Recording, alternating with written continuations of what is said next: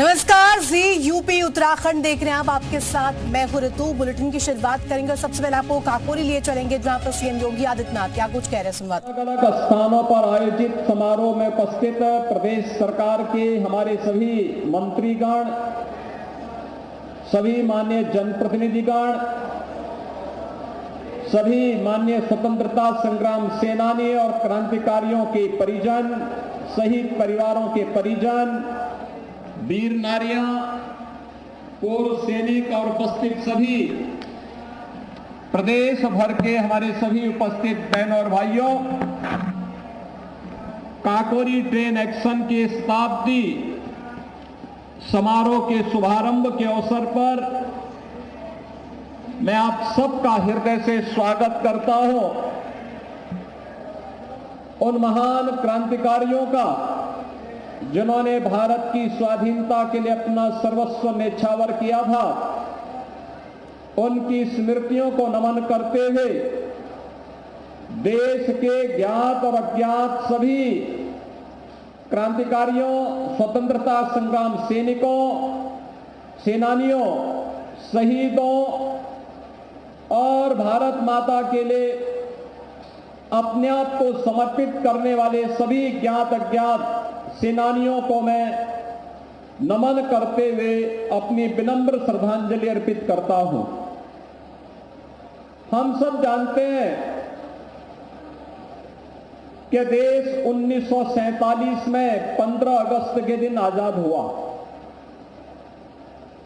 लेकिन आजादी अचानक हमें नहीं मिली। आजादी के लिए एक लंबा संघर्ष हुआ था। अलग अलग कालखंडों में हुआ यह संघर्ष इतिहास के पन्नों में आज भी हम जानते हैं, पहचानते हैं। उनसे जुड़े हुए स्थल आज भी हमारे लिए तीर्थ स्थल बनकर के एक नई प्रेरणा के स्रोत बने हुए हैं। आजादी की इस लड़ाई का केंद्र बिंदु यद्यपि पूरा भारत था, लेकिन जैसे कि उत्तर प्रदेश की अपनी एक पहचान है, भारत की आध्यात्मिक और सांस्कृतिक पहचान के प्रतीक उत्तर प्रदेश प्रथम स्वतंत्र समर 1857 के इस अभियान को भी लीड कर रहा था। मंगल पांडे ने बैरकपुर में जहां इसकी अगुवाई की थी, वहीं एक साथ उत्तर प्रदेश के अंदर कहीं गोरखपुर में बंधु सिंह के द्वारा, मेरठ में जहां इस पूरे अभियान को नेतृत्व दे रहे थे धन सिंह कोतवाल, कानपुर के बिठूर में इसको नेतृत्व दे रहे थे नाना साहेब और त्यात्या टोपे जैसे क्रांतिकारी, तो झांसी में महारानी लक्ष्मीबाई, जिनके नाम से ही ब्रिटिश हुकूमत कांपती थी, यह झांसी की रानी लक्ष्मीबाई झांसी में प्रथम स्वतंत्र समर को एक नेतृत्व प्रदान कर रही थी। आजादी की लड़ाई केवल वहीं थमी नहीं, लगातार जारी रही। अभी 2 वर्ष पहले हमें उत्तर प्रदेश के अंदर चोरी चोरा की 1922 में घटित उस ऐतिहासिक घटना को शताब्दी महोत्सव के साथ जोड़ने का अवसर प्राप्त हुआ। 2023 आदरणीय प्रधानमंत्री जी के मार्गदर्शन और नेतृत्व में हम लोगों ने देश की आजादी के अमृत महोत्सव के आयोजन के साथ जुड़ने का अवसर हमें प्राप्त हुआ और आजादी के अमृत काल के शुभारंभ के अवसर पर ही काकोरी ट्रेन एक्शन के महानायकों के प्रति कृतज्ञता ज्ञापित करने का एक अवसर हमें प्राप्त हुआ है। बहनों और भाइयों, हम सब जानते हैं कि 9 अगस्त 1925 को इसी काकोरी में उस समय के महान क्रांतिकारियों पंडित राम प्रसाद बिस्मिल, ठाकुर रोशन सिंह, अस्फाउल्लाह खां, राजेंद्र नाथ लाड़ी, चंद्रशेखर आजाद और ऐसे तमाम क्रांतिकारियों ने उस दौरान एक रणनीति बना करके भारत के खजाने में डकैती डालने के उद्देश्य से ब्रिटिश हुकूमत के द्वारा भारत का पैसा जो ब्रिटेन ले जाया जा रहा था, इसी काकोरी में उस पैसे को रोक करके क्रांतिकारी गतिविधियों के लिए उस धनराशि का उपयोग हो सके और भारत की आजादी के इस पैसे का सदुपयोग किया जा सके, इसके लिए काकोरी ट्रेन एक्शन की घटना को अंजाम दिया था। ब्रिटिश हुकूमत कांप गई थी। धनराशि तो थी 4,679 रुपया, लेकिन इन क्रांतिकारियों को गिरफ्तार करने, इन क्रांतिकारियों को सजा दिलाने के लिए ब्रिटिश हुकूमत ने उस समय धनराशि खर्च की थी 10 लाख रुपया। क्रांतिकारी पकड़े गए। पंडित राम प्रसाद बिस्मिल को गोरखपुर की जेल में बंद किया गया।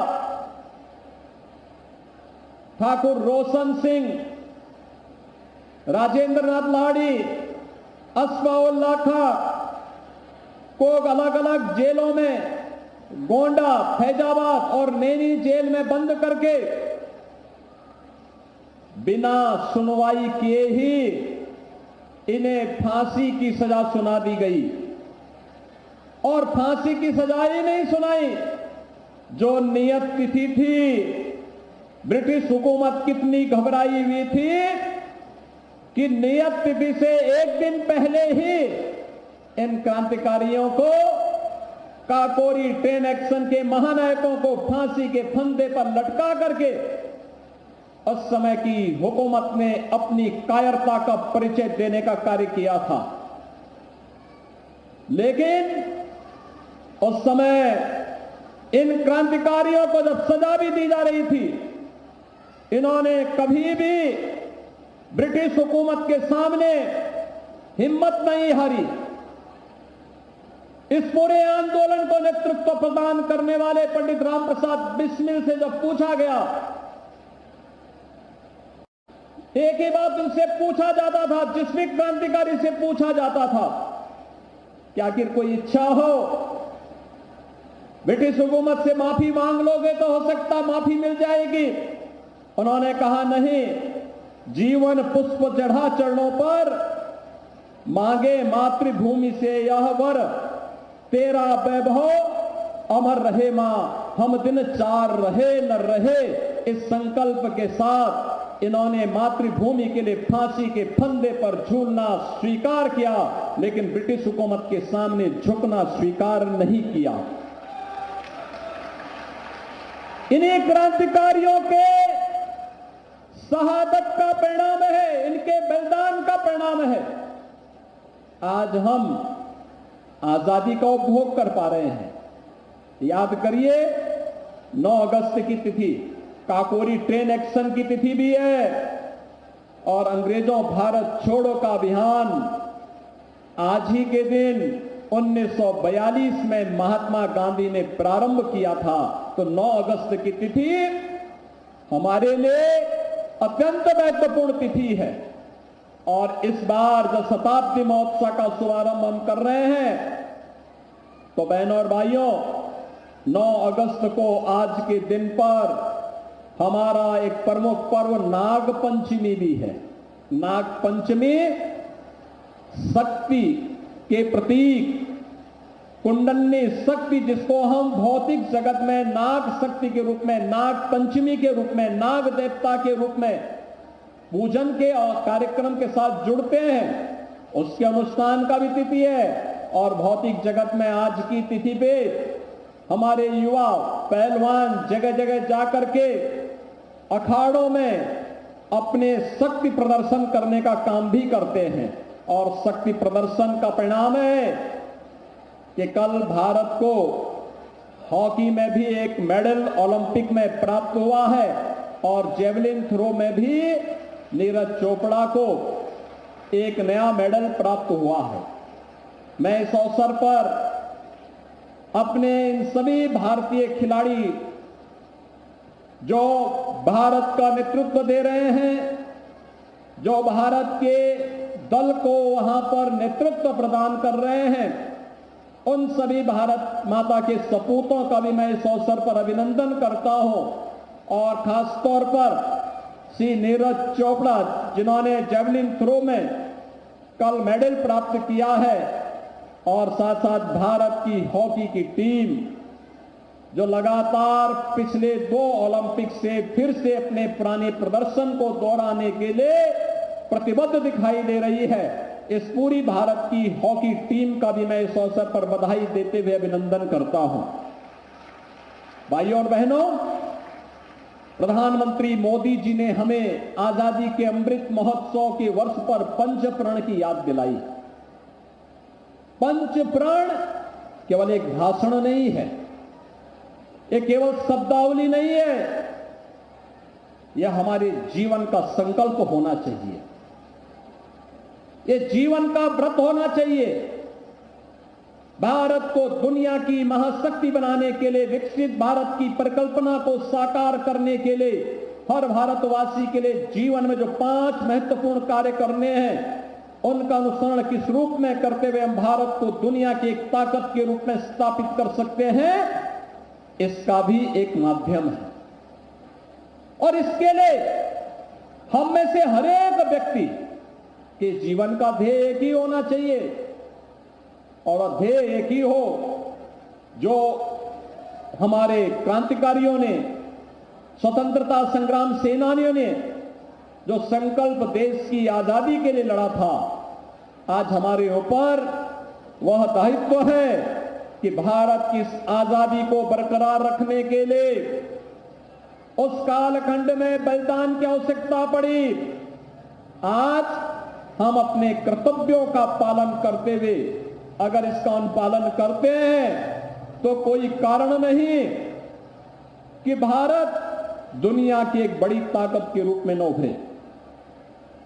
भारत ने पिछले 10 वर्ष में अपनी एक शानदार यात्रा को आगे बढ़ाया है। शानदार यात्रा का परिणाम है 2014 में जो भारत दुनिया की 10वीं बड़ी अर्थव्यवस्था थी, आज वह दुनिया की 5वीं बड़ी अर्थव्यवस्था है। जो भारत आज 5वीं बड़ी अर्थव्यवस्था है, वह प्रधानमंत्री मोदी जी के नेतृत्व में वह भारत अगले 3 वर्ष में दुनिया की 3री बड़ी अर्थव्यवस्था बनेगा। अमेरिका, चीन के बाद 3री बड़ी आर्थिक ताकत 2027 में कोई होगा तो अब भारत होगा। भारत और भारत की ताकत का मतलब हर भारतवासी के चेहरे पर खुशहाली। लेकिन इसके लिए हमें सबको मिलकर के अपने स्तर पर भी प्रयास करना होगा। इसके लिए जो पंचप्रण है, इन पंचप्रण को अपने जीवन का संकल्प बनाना होगा और वह तभी बन सकता है जब हमारी प्राथमिकता हमारा देश बने। जाति नहीं, मत नहीं, मजहब नहीं, क्षेत्र नहीं, भाषा नहीं, हमारा संकल्प तो एक ही होना चाहिए कि जीवन पुष्प चढ़ा चरणों पर मांगे मातृभूमि से या वर, तेरा वैभव अमर रहे मां, हम दिन 4 रहे न रहे। यही तो है हम सबके जीवन का संकल्प।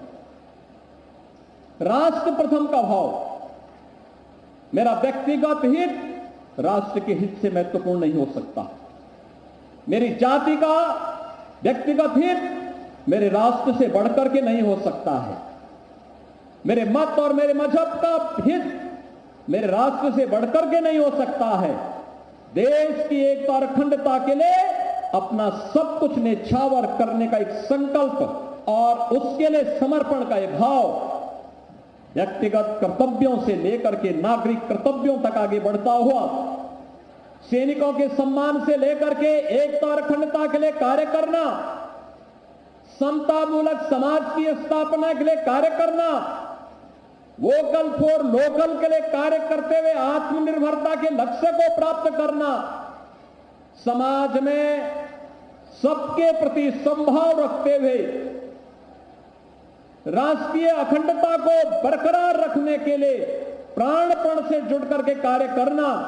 अगर हम सब मिलकर के इन सभी संकल्पों के साथ आगे बढ़ते हैं और गुलामी के अंशों को समाप्त करने के साथ आगे बढ़ते हैं, दुनिया की कोई ताकत भारत को दुनिया की सबसे बड़ी ताकत बनाने से रोक नहीं सकती है।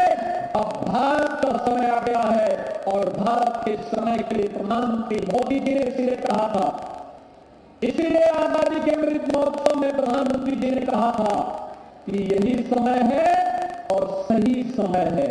आजादी का अमृत महोत्सव इसका सही समय है और संकल्पों की इसी क्रम को आगे बढ़ाने के लिए हम अपने इन क्रांतिकारियों के प्रति कृतज्ञता ज्ञापित करने के लिए, उनकी स्मृतियों को नमन करने के लिए हम लोग इस अवसर पर इस वर्ष प्रारंभ किए हैं काकोरी 10 एक्शन की शताब्दी महोत्सव का एक कार्यक्रम। आज ये समारोह प्रदेश भर में हो रहा है, हर जनपद में हो रहा है।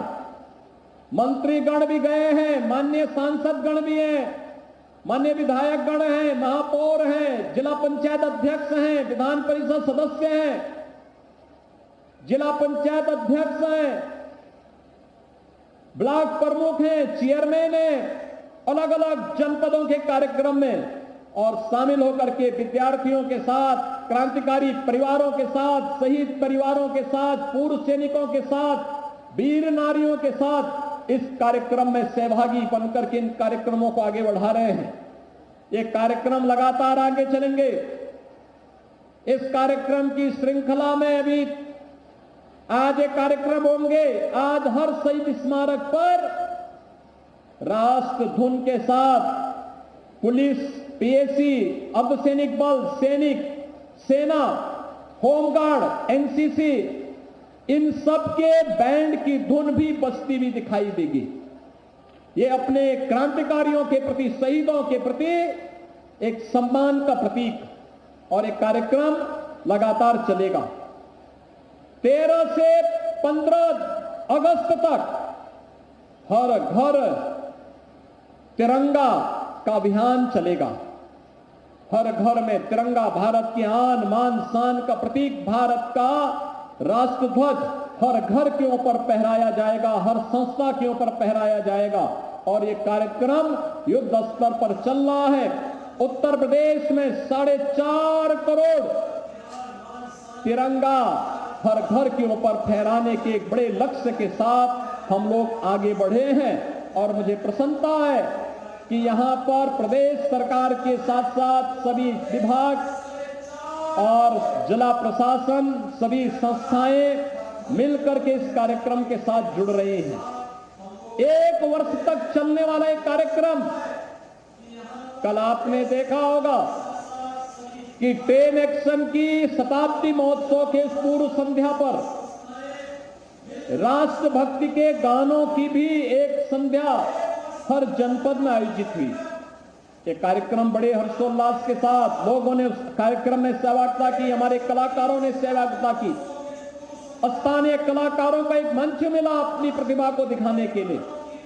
लेकिन इसके साथ आगे एक कार्यक्रम चलेंगे जनपद स्तर पर सुलेख लेखन, वाद विवाद प्रतियोगिता, लेखन प्रतियोगिता, अन्य सामान्य ज्ञान प्रतियोगिता, क्विज प्रतियोगिता, ये सभी होंगी। फाइन आर्ट से क्रांतिकारियों के चित्रों को उल्लेख करते हुए, जैसे गोरखपुर विश्वविद्यालय फाइन आर्ट विभाग के बच्चों ने यहां पर काकोरी शहीद मंदिर में क्रांतिकारियों के चित्रों को कितने बेहतरीन तरीके से उकेरा है। वहां पर अगर आप देखेंगे, और ललित कला विभाग ने भी यहां पर देखा है कितने अच्छे चित्रों की प्रदर्शनी लगाई है यहां के छात्रों के साथ मिलकर के। बहनों और भाइयों, वर्ष भर चलने वाले इन कार्यक्रमों में हम सबकी सहभागिता हो, हम अपने उन महान बलिदानियों को, हम भारत माता के इन महान सपूतों के प्रति कृतज्ञता ज्ञापित कर सके, इस विश्वास के साथ यह आयोजन आज यहां पर आज शुभारंभ हो रहा है। इस अवसर पर ये मुझे सौभाग्य की बात है मेरे लिए और हमारी सरकार के लिए कि हमें काकोरी ट्रेन एक्शन से जुड़े हुए क्रांतिकारियों के परिवारजनों को देश की आजादी को बरकरार रखने के लिए जिन परिवार के सदस्यों ने अपने आप को बलिदान किया, उन परिवारजनों को और पूर्व सैनिकों को सम्मानित करने का अवसर प्राप्त हुआ है, जिनमें श्री रामकृष्ण खत्री अमर शहीद हैं। ये काकोरी ट्रेन एक्शन में 10 वर्ष की सश्रम कारावास की सजा हुई थी। इनके परिवार के सदस्य श्री रोहित खत्री को यहां पर सम्मानित किया गया। ठाकुर रोशन सिंह काकोरी ट्रेन एक्शन में जिन्हें फांसी की सजा दी गई थी, उनके परिवार के सदस्य श्री राजीव कुमार सिंह और सुश्री शिप्रा सिंह को यहां पर सम्मानित किया गया। शहीद असफाउल्लाह खां के परिवार में जो काकोरी ट्रेन एक्शन में जिन्हें फांसी की सजा दी गई थी, उनके पौत्र श्री आफाक उल्लाह खां को आज यहां सम्मानित किया गया। यहां पर श्री शिव नारायण गुप्ता के परिवार जो 1942 में भारत छोड़ो आंदोलन में 3 बार कारावास की सजा जिन्हें प्राप्त हुई, उनकी पुत्री श्रीमती कांति गुप्ता को यहां पर सम्मानित किया गया। लांस नायक केवलानंद द्विवेदी कारगिल युद्ध के शहीद हैं, उनकी पत्नी को यहां पर सम्मानित किया गया। राइफलमैन सुनील जंग कारगिल युद्ध के शहीद हैं, उनकी माता श्रीमती बीना जंग को सम्मानित किया गया। मेजर रितेश शर्मा कारगिल युद्ध में शहीद हुए, उनके पूज्य पिता श्री सत्य प्रकाश शर्मा जी को यहां पर सम्मानित किया गया। कुंवर सिंह चौधरी वीर चक्र से सम्मानित, उनकी पत्नी श्रीमती लक्ष्मी देवी चौधरी को यहां सम्मानित किया गया। राजा सिंह वीर चक्र से सम्मानित, उनकी पुत्र वधू श्रीमती राजेश्वरी जी को यहां सम्मानित किया गया। कैप्टन मनोज पांडे जिन्हें परमवीर चक्र से सम्मानित किया गया, उनके भाई श्री मनमोहन पांडे को यहां सम्मानित किया गया। और किशोरी देवी गुप्ता 1940 के आंदोलन में 1 साल की पुत्री के साथ 15 साल तक कारावास की सजा उनकी पुत्री को श्रीमती पुष्पा देवी जी को यहां सम्मानित किया गया। ऐसे प्रदेश भर में एक कार्यक्रम होंगे। याद रखना, इतिहास के गौरवशाली क्षणों पर गौरव की अनुभूति करना, उससे प्रेरणा प्राप्त करना और इतिहास की गलतियों की पुनरावृत्ति न हो, उसके परिमार्जन के लिए जो समाज खड़ा होता है, उसी समाज का भविष्य होता है। प्रधानमंत्री मोदी जी के नेतृत्व में भारत के उज्जवलमय भविष्य के लिए हम सबको प्राणपण से जुट करके कार्य करना होगा। इस विश्वास के साथ आज काकोरी ट्रेन एक्शन के शताब्दी महोत्सव के शुभारंभ के अवसर पर मैं आप सभी का हृदय से धन्यवाद ज्ञापित करते हुए काकोरी ट्रेन एक्शन में जिन क्रांतिकारियों ने, जिन बलिदानियों ने अपने आप को भारत माता की आजादी के लिए समर्पित किया, बलिदान किया, उनकी सभी की स्मृतियों को नमन करते हुए भारत माता के सभी स्वतंत्रता संग्राम सेनानियों, क्रांतिकारियों, शहीद परिवारों और वीर सैनिकों के प्रति नमन करते हुए आप सब इस कार्यक्रम में वर्ष भर सम्मिलित हों, इस विश्वास के साथ आह्वान करते हुए आप सबको आज के इस दिवस की और नाग पंचमी की भी हृदय से बधाई देता हूं, अपनी शुभकामनाएं देता हूं। धन्यवाद। जय हिंद। बहुत बहुत धन्यवाद माननीय मुख्यमंत्री महोदय। कृपया आप सब अपने स्थान पर खड़े हो जाएं, राष्ट्रगान होगा।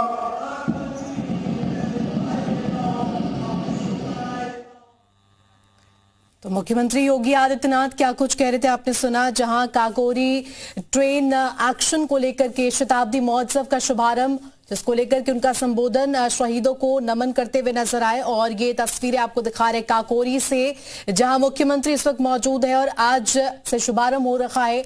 इसके साथ ही आपको बता दें, काकोरी कांड आज से 100 वर्ष पहले घटी, वो घटना जिसने अंग्रेजी सरकार को हिलाकर रख दिया।